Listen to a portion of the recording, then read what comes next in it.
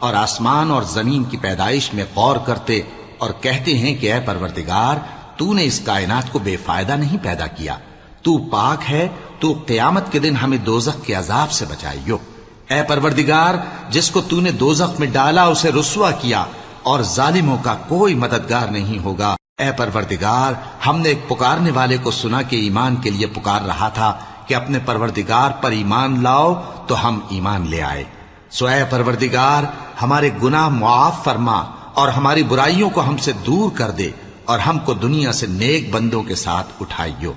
اے پروردگار تو نے جن جن چیزوں کے ہم سے اپنے پیغمبروں کے واسطے سے وعدے کیے ہیں وہ ہمیں عطا فرما، اور قیامت کے دن ہمیں رسوا نہ کیجیو۔ کچھ شک نہیں کہ تو خلاف وعدہ نہیں کرے گا۔ تو ان کے پروردگار نے ان کی دعا قبول کر لی اور فرمایا کہ میں کسی عمل کرنے والے کے عمل کو مرد ہو یا عورت ضائع نہیں کرتا۔